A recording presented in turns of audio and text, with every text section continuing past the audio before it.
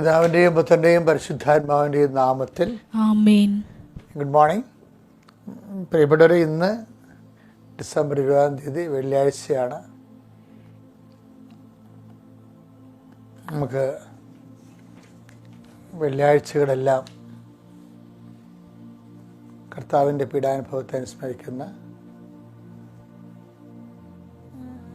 ശനിയാഴ്ചയ്ക്ക് വേണ്ട കൃപ വീണ്ടെടുക്കാൻ വേണ്ടിയുള്ള ഒരു പരിസരമാണ് വെള്ളിയാഴ്ച.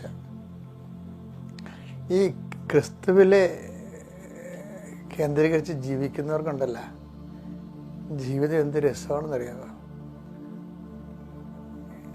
അവർക്ക് എല്ലാ ദിവസങ്ങളും കർത്താവിലേക്കുള്ള ഓരോ സ്റ്റെപ്പുകളാണ്. So take the days as it is a gift from God. Thank you. നമുക്ക് പ്രാർത്ഥിക്കാം. അമ്മേ പരിശുദ്ധമ്മേ, അമ്മേ പരിശുദ്ധമ്മേ, ദൈവമാതാവേ, ദൈവമാതാവേ, അന്ന് അങ്ങ് കൃപാസനത്തിൽ പ്രത്യക്ഷപ്പെട്ട് വരാൻ പോകുന്ന മഹാദുരന്തത്തിൽ നിന്ന് രക്ഷപ്പെടാനും എല്ലാവർക്കും വേണ്ടി പ്രാർത്ഥിക്കുവാനും ആവശ്യപ്പെട്ടിട്ട് 20 വർഷം തികയുന്ന ഈ വേളയിൽ കൃപാസനത്തിലൂടെ ഞങ്ങൾക്കും ഈ ദേശത്തിനും അങ്ങ് മധ്യസ്ഥം തേടി തന്ന എല്ലാ അനുഗ്രഹങ്ങൾക്കും കൃപകൾക്കും ഞങ്ങളിപ്പോൾ ഹൃദയം നിറഞ്ഞ നന്ദി പറയുന്നു. അമ്മേ പരിശുദ്ധമ്മേ, ജപമാല മാതാവേ, സകല കൃപാസനം പ്രാർത്ഥനകളോടും ചേർത്ത് ഞങ്ങളിപ്പോൾ പ്രാർത്ഥിക്കുന്ന ഈ കുടുംബത്തിന്റെ പ്രത്യേക നിയോഗം. ഇന്നത്തെ നിയോഗം പരമക്കളെ,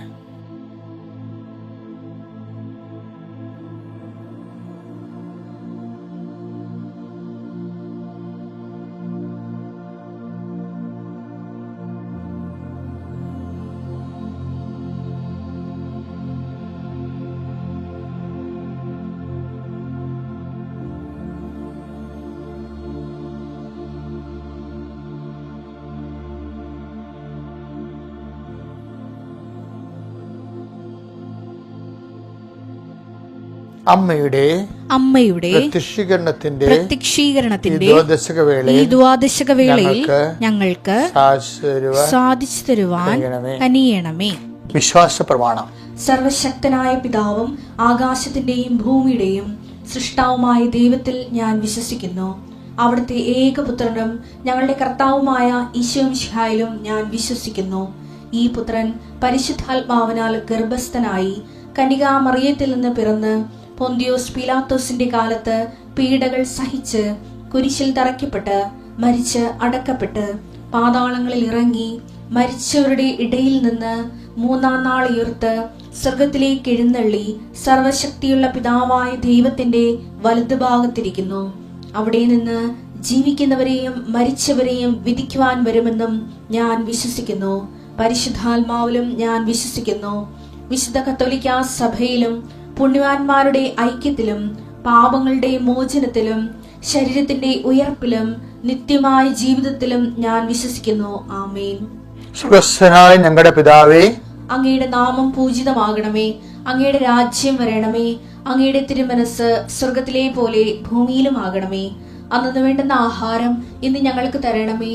ഞങ്ങളോട് തെറ്റ് ചെയ്യുന്നവരോട് ഞങ്ങൾ ക്ഷമിക്കുന്നത് പോലെ ഞങ്ങളുടെ തെറ്റുകൾ ഞങ്ങളോടും ക്ഷമിക്കണമേ. ഞങ്ങളെ പ്രലോഭനത്തിൽ ഉൾപ്പെടുത്തരുതേ, തിന്മയിൽ ഞങ്ങൾ രക്ഷിക്കണമേ. ആമേൻ. നന്മ നിറഞ്ഞ മറിയമേ, സ്വസ്തി. കർത്താവ് അങ്ങയുടെ കൂടെ സ്ത്രീകളിൽ അങ്ങ് അനുഗ്രഹിക്കപ്പെട്ടവളാകുന്നു. അങ്ങയുടെ ഉദരത്തിൻ ഫലമായി ഈശോ അനുഗ്രഹിക്കപ്പെട്ടവനാകുന്നു. പരിശുദ്ധ മറിയമേ, തമ്പുരാന്റെ അമ്മേ, പാപികളായ ഞങ്ങൾക്ക് വേണ്ടി ഇപ്പോഴും ഞങ്ങളുടെ മരണസമയത്തും തമ്പുരാനോട് അപേക്ഷിക്കണമേ. ആമേൻ. എൻ്റെ പ്രിയപ്പെട്ടവരെ, നമ്മൾ ഇന്നത്തെ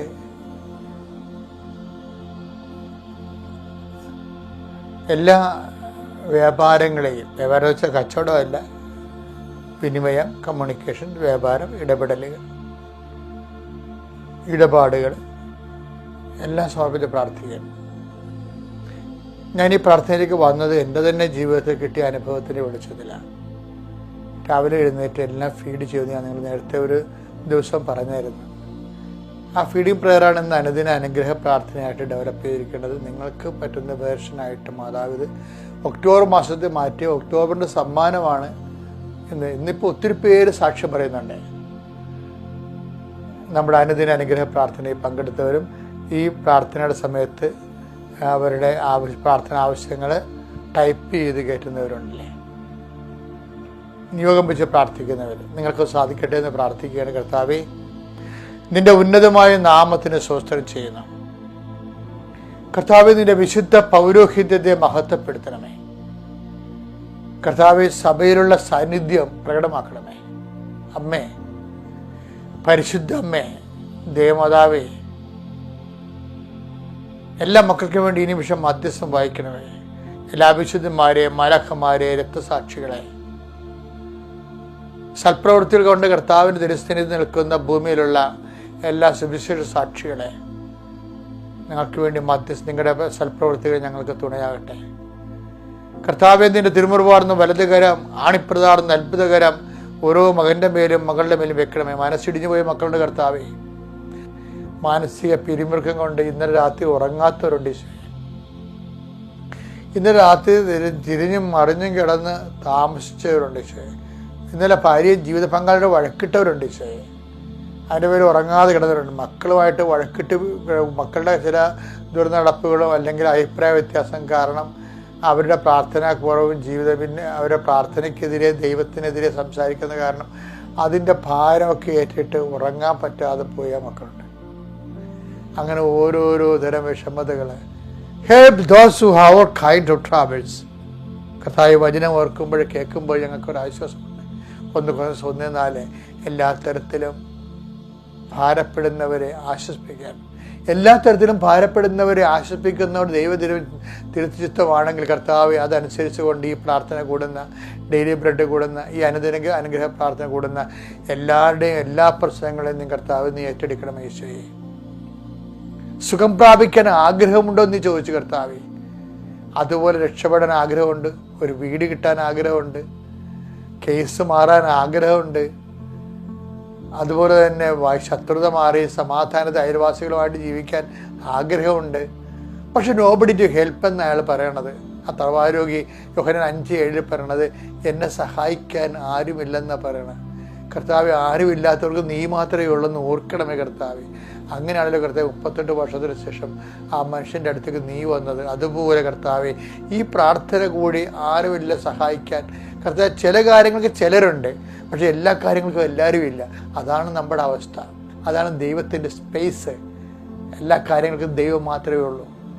അത് കണ്ട കർത്താവ് മനസ്സിലാക്കാനും തിരിച്ചറിഞ്ഞുകൊണ്ട് നിന്നെ ആ സ്പേസിലേക്ക് നിൻ്റെ തിരുസിനെ സമർപ്പിതരാകാൻ ഞങ്ങളെ അനുഗ്രഹിക്കണമേ. ജീവിത ഭാരങ്ങളെ, ജീവിത വിനിമയങ്ങളെ, സഞ്ചാരങ്ങളെ, സംസർഗങ്ങളെ, സംബന്ധങ്ങളെ എല്ലാം സമർപ്പിച്ച് പ്രാർത്ഥിക്കുന്നു. ദൈവത്തിൻ്റെ കരുണ നിങ്ങളിലേക്ക് ആവശ്യിക്കട്ടെ.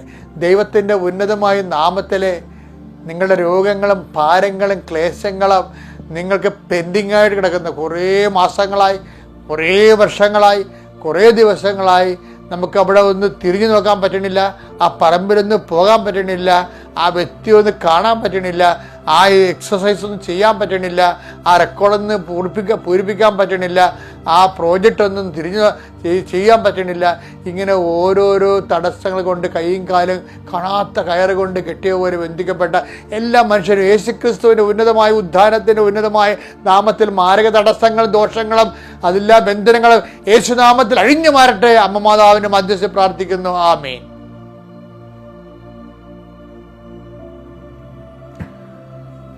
We come to the prayer. സങ്കീർത്തനം 110:1 വായിക്കുക. ഇന്നത്തെ ഡെയിലി ബ്രെഡ് അതാ. കർത്താവ് എന്റെ കർത്താവിനോട് അരുൾ ചെയ്തു, ഞാൻ നിന്റെ ശത്രുക്കളെ നിന്റെ പാദപീഠമാക്കുവോളം നീ എന്റെ വലതുഭാഗത്തിരിക്കുക. എന്റെ പ്രിയപ്പെട്ട, ഇതിനൊരു വിഷയം എന്താ അറിയാവോ? ഞാൻ ഈ പ്രാർത്ഥന ഇപ്പൊ പറയാൻ കാര്യമേ, ഈ പുതിയ നിയമത്തിലും പഴയ നിയമത്തിലും, പുതിയ നിയമത്തിലേക്ക് കോട്ട് ചെയ്യപ്പെടുന്ന പഴയ നിയമത്തിലെ വെളിപ്പാടുണ്ട്. അത് ഭയങ്കര കൺകറൻസ് ആണത്. ഇതുപോലെ തന്നെ പരിശുദ്ധാത്മാവ് പുതിയ നിയമത്തിലേക്ക് കട്ട് ആൻഡ് പേസ്റ്റ് ചെയ്തിട്ടുണ്ട്. ഇപ്പം അങ്ങനെ പറഞ്ഞാൽ ആൾക്കാർക്ക് മനസ്സിലാകത്തുള്ളൂ. പഴയ നിയമത്തിൽ നിന്ന് കട്ട് ചെയ്ത് പേസ്റ്റ് ചെയ്യും. പുതിയ നിയമത്തിൽ പേസ്റ്റ് ചെയ്യും. അപ്പോൾ എന്തുമാത്രം സീരിയസ് ആയിരിക്കും ആ വചനങ്ങൾ. നമുക്ക് നടപടി 2:35 വായിച്ച കട്ട് ആൻഡ് പേസ്റ്റ് വചനങ്ങൾ. കർത്താവ് എന്റെ കർത്താവിനോട് അരുൾ ചെയ്തു, കർത്താവ് എന്റെ കർത്താവിന് അരുൾ ചെയ്തു, ഞാൻ നിന്റെ ശത്രുക്കളെ നിന്റെ പാദപീഠമാക്കുവോളം നീ എന്റെ വലതുഭാഗത്ത് ഉപവിഷ്ടനാവുക. അത് ഈ വചനമേ ഒരു ജനകോടികളുടെ ജന്മാന്തരങ്ങളുടെ ജീവിതാനുഭവങ്ങളാണ്. അതുകൊണ്ടാണ് ഇങ്ങനെ കട്ടാപ്പീസ് വരണത്. എന്താ, ഞാൻ ഈ ദിവസങ്ങളിൽ ഒരു മനുഷ്യനെ കണ്ടുമുട്ടിയാൽ നമുക്ക് കൃപാസനത്തിൽ സാക്ഷ്യം പറഞ്ഞാലാണ് സോനു വർഗീസിന്റെ പ്രശ്നം.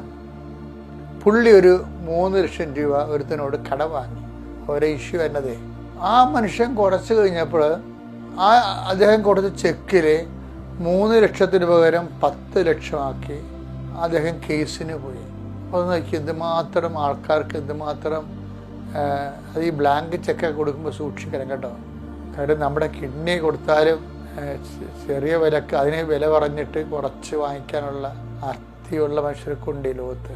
അതുകൊണ്ടാണ് ഈശോ എപ്പോഴും പ്രലോഭനത്തിൽ ഉൾപ്പെടുത്തരുത് എന്ന് പറയുകയും അത് പ്രൊട്ടക്ഷൻ പ്രെയർ വേണം. നമുക്ക് എപ്പോഴും നമ്മൾ ലാറ്റിൻ കുർബാനയിലെ ഒരു പ്രാർത്ഥനയുണ്ട്, എനിക്ക് ഭയങ്കര ഇഷ്ടമാണ്.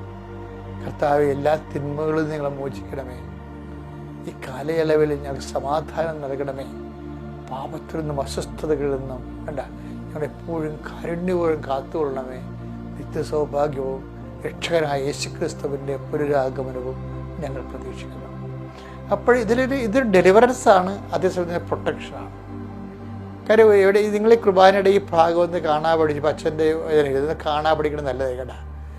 ഭയങ്കര ഞാൻ ഇടയ്ക്ക് ഒറ്റയ്ക്കിരുന്ന് വിഷമം വരുമ്പോൾ ചിലരുടെ പ്രാർത്ഥനയാണ് എന്താണ്, എന്തെങ്കിലും ഒരു സാധനം ഫേസ് ചെയ്യാൻ പോകുമ്പോഴും അല്ലെങ്കിൽ അത് ഏടാകൂടെ ആകുമോ എന്ന് നമുക്ക് മനസ്സിൽ പരിശുദ്ധാത്മാവ് ഒരു ബസറടിച്ച് കഴിഞ്ഞാൽ ഞാൻ പറയും, കർത്താവേ എല്ലാ തിന്മകളും നിങ്ങൾ മോചിക്കണമേ. കാര്യം ഇതുപോയി നമ്മൾ ബ്ലാങ്ക് ചെക്കുമ്പോഴും അത് തിന്മയാണ്. ശരിക്കും പറഞ്ഞാൽ നമുക്ക് വരാൻ പോണ തിന്മയാണ്. എന്നിട്ട് ഈ മനുഷ്യൻ പറയണേ, ഞാൻ ഉടമ്പടി എടുത്തിട്ട് ഞാൻ ആ നാടകശാലയുടെ അടുത്താണ് നിന്നിരുന്നത്.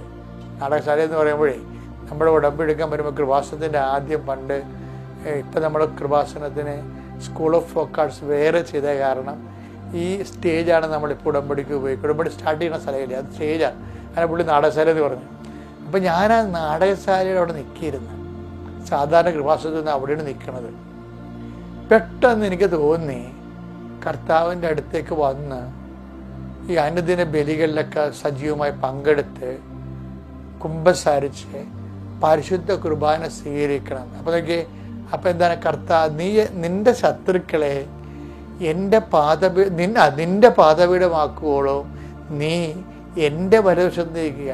നമ്മൾ ദൈവത്തിൻ്റെ വലതുവശത്തേക്ക് ഇരിക്കുമ്പോൾ ഉടമ്പടിയുടെ ഏറ്റവും വലിയ സംഭവം തന്നെയാണ് വലതുവശത്തേക്ക് ഇരിക്കുകയാണ് നമ്മൾ ദൈവത്തിൻ്റെ. ആ ദൈവത്തെ വലതുവശിക്കുമ്പോൾ ദൈവമാണ് നമ്മുടെ ശത്രുക്കളെ നമ്മുടെ പാദപീഠത്തിൽ കൊണ്ടുവരുന്നത്.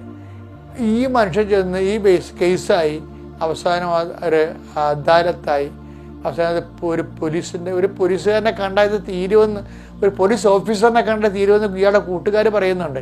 പക്ഷേ ആ പോലീസ് ഓഫീസർ ഭയങ്കര വലിയ മനുഷ്യനാണ്, അങ്ങോട്ട് ചെല്ലാൻ പറ്റത്തില്ല നമുക്ക് സാധാരണ മനുഷ്യർക്ക്. അപ്പോൾ ഇങ്ങനെ ആര് കൊണ്ടുപോകും എന്നെ ആരും ഇല്ല എന്ന് പറയും.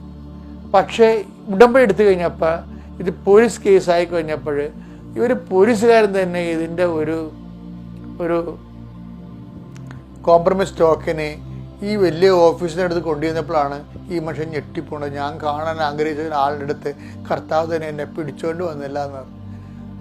ആ ഓഫീസർമാർ ചോദിച്ച് ആ വലിയ ഓഫീസർ ഇയാളോട് ചോദിച്ച് ഈ 3 ലക്ഷം 10 ലക്ഷം ആക്കിയിട്ട് ചോദിച്ച്, നിനക്ക് നാണം ഉണ്ടാടാ, വേരെടുത്ത് തിന്നാൻ പാടില്ലടാന്ന് ചോദിച്ചു. അതോടുകൂടി ഇവന് ഉരുകിപ്പോയി. പെട്ടെന്ന് ആ സംഭവം സെറ്റായി. കാര്യം ഇത് നീ പലിശക്ക് കൊടുത്തു എന്നൊരു തെളിവായില്ലേ, നിന്നെ ഞാൻ പിടിച്ചകത്തിടുമെന്ന് പറഞ്ഞു. പലിശക്ക് കൊടുത്തതും തെറ്റല്ലേ, പലിശ കൊടുത്തതും തെറ്റല്ലേ. അപ്പം അത് നിന്നെ പിടിച്ചകത്തിടുമെന്ന് പറയപ്പെടില്ല. സംഗതി ശിവായിപ്പോയി. എന്താ സാരം, കോംപ്രമൈസ് ചെയ്യാൻ തയ്യാറായി. ഇതെല്ലാവർക്കും ഒരു ഓർമ്മ വേണം കേട്ടോ ഇത്. അതായത് ഇതുപോലെ ഇങ്ങനെ നമ്മുടെ ലൈഫ്, അതായത് എന്താണ്, പെരക്കത്തി പിടിക്കും വാഴ വെട്ടണ പോലെ ഇങ്ങനെ ഒത്തിരിയേറെ ചൂഷകരും തിന്മകളും ഉണ്ട്. അവർക്കത് ഇടം വരെ അവർ നോക്കത്തില്ല. ആർത്തിപ്പണ്ടാരങ്ങൾ എങ്ങനെയെങ്കിലും അവർക്ക് അവരുടെ കാര്യമാണ് പക്ഷെ ഒരു കാര്യമുണ്ട്, അനുഭവിക്കാൻ ഒരിക്കലും അവരുടെ മക്കൾ അനുഭവിക്കത്തില്ല. ഞാനാണെങ്കിൽ ഒരു 1700 പിണമെടുത്തിട്ടുണ്ട്, മരിച്ചടക്കം നടത്തിയിട്ടുണ്ട്. അപ്പോൾ ചില മരിച്ചടക്കിൻ്റെ മുമ്പൊക്കെ നമ്മൾ പോയി ഉടുക്കത്തൊക്കെ കൊടുത്ത് അവരെ കുമ്പസാരത്തൊക്കെ ഒരുക്കുമ്പോഴൊക്കെ ചിലവന്മാരുടെ ജീവിതമൊക്കെ എനിക്ക് നല്ലവണ്ണം നേരത്തെ അറിയാവുന്നതായിരിക്കും. അവിടെയൊക്കെ അന്ത്യം എന്നൊക്കെ പറഞ്ഞുകൊണ്ടല്ല, അവർ ഒന്നൊന്നര അന്ത്യമായിരിക്കും. വെറുതെ വന്ന് ദൈവത്തിൻ്റെ അടുത്ത് അഭ്യാസം കാണിച്ച് മനുഷ്യത്വരഹിതമായിട്ട് ആർക്കും ഇവിടെ എന്ത് ചെയ്യാമെന്നും നടക്കത്തില്ല. ഇത് വെള്ളരിക്കപ്പെട്ടൊന്നുമല്ല, ഇതെല്ലാം ദൈവത്തിൻ്റെ നീതിയിലാണ് നടക്കുന്നത്. നമ്മുടെ കൈ കറയില്ലെങ്കിൽ പിന്നെ ബാക്കിയുള്ള ദൈവം നോക്കും. അതാണ് പറയണത്, ഞാൻ നിന്റെ ശത്രുക്കളെ നിന്റെ പാതവിടമാക്കുകയുള്ളൂ, നീ എൻ്റെ വലവശത്തിരിക്കും. നമ്മുടെ ഡ്യൂട്ടി ഇത്രയേ ഉള്ളൂ. നമുക്ക് ശത്രുക്കളായിട്ട് പ്രശ്നങ്ങളൊന്നുമില്ല, അത് കൈകാര്യം ചെയ്യാൻ വേറെ ആളുണ്ട്. പക്ഷെ നമ്മളെന്താ ചെയ്യേണ്ടത്? നമ്മളവൻ്റെ വലവശത്ത് നിൽക്കണം, കർത്താവിൻ്റെ വചനം കേൾക്കണം, വചനത്തിൽ ജീവിക്കണം, വചനം കൈകാര്യം ചെയ്യണം, വചനത്തിന് സാക്ഷിയാകണം. അങ്ങനെ എല്ലാ ശത്രുക്കളെയും കർത്താവിനെ നിന്റെ പാതവിടാക്കാനുള്ള സമയം അനുഭവിച്ചുകൊണ്ട് വിശുദ്ധിയിലേക്കും സുവിശേഷത്തിലേക്കും സാക്ഷ്യത്തിലേക്കും സാക്ഷ്യ ജീവിതത്തിലേക്കും വരാം. ഈ ദിവസം നിങ്ങൾ അനുഗ്രഹിക്കട്ടെ. പിതാവിൻ്റെയും പുത്രൻ്റെയും പരിശുദ്ധാത്മാവിൻ്റെയും നാമത്തിലാണ്. ആമേൻ.